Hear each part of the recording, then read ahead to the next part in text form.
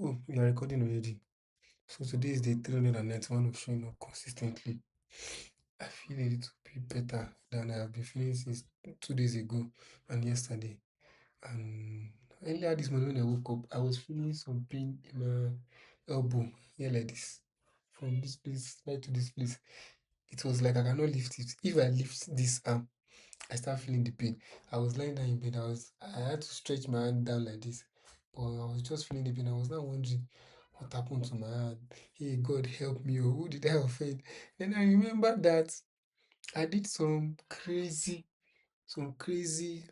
dumbbell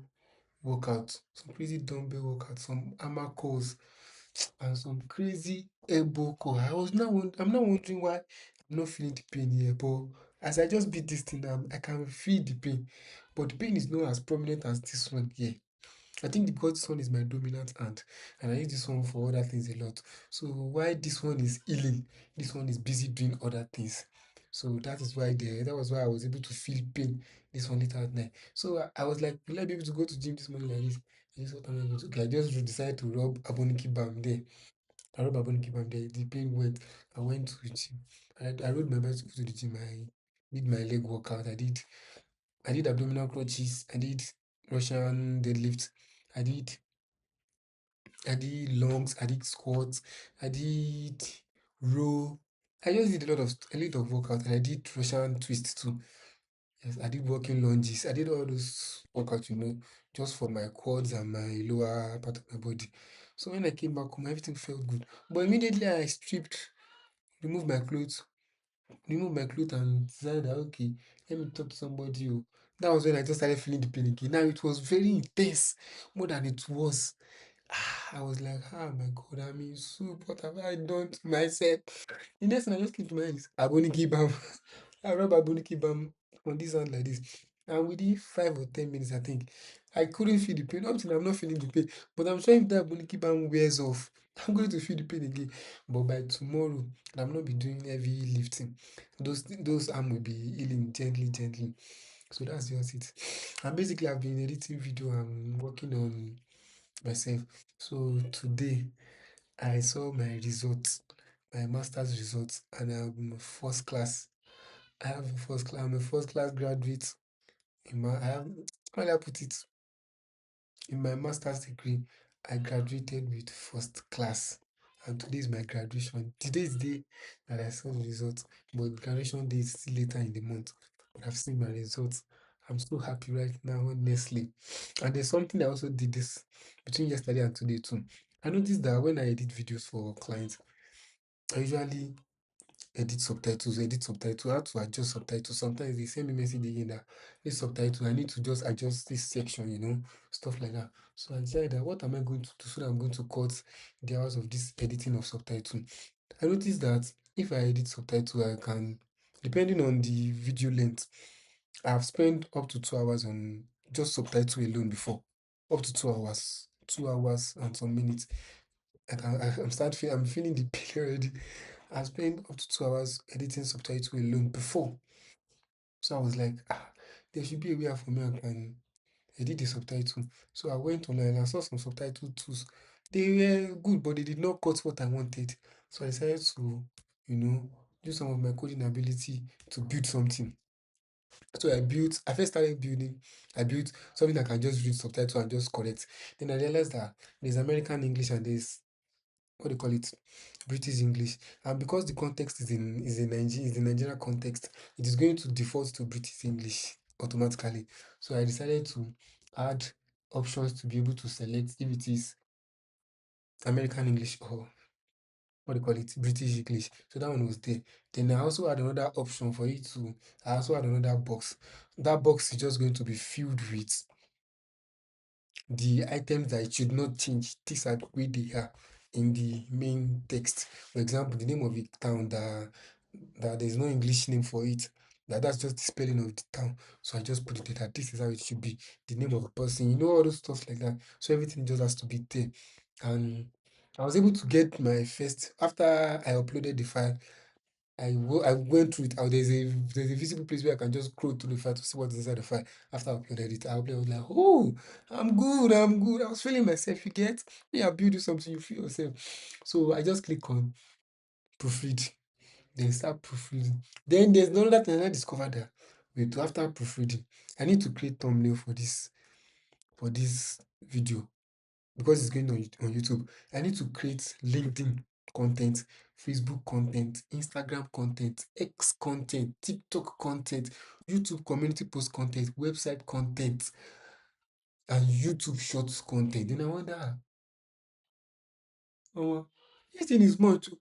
Is there a way I can ask this thing to just once I get the details like this, I will just press the purpose. That one just came to, I was like, okay, I think let me do that. So I just this one or two like that. And I was able to add that section for it to repurpose. Then I was like, okay, if it's repurpose content, you can just give me a general content. I need to add tone.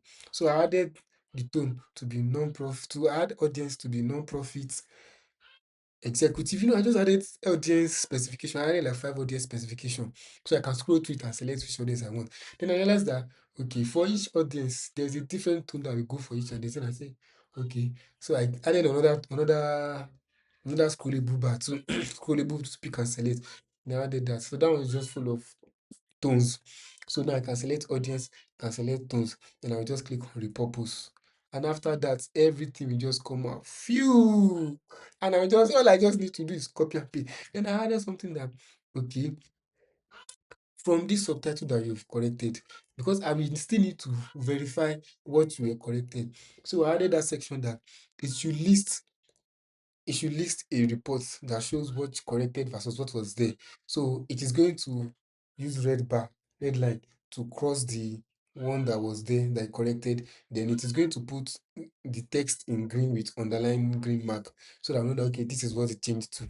Okay, so something like that. Then I also added that the ones that you are unable to change because you cannot verify, list it out too. So just like that, just like that, within yesterday and today, I've already created a subtitle tool that caters to my personal need, subtitle tool that do content repurposing, that I can even select the type of English I want to I want it to be verified against. Then also other things like creating content. This is just easy for me.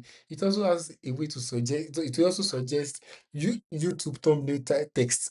So instead of me to start thinking, okay, what can I put on the text? The design is going to be mine, but the text I'm going to be using some of what the AI give. But if I see that what the AI give, it's close to something, I can just remove and add.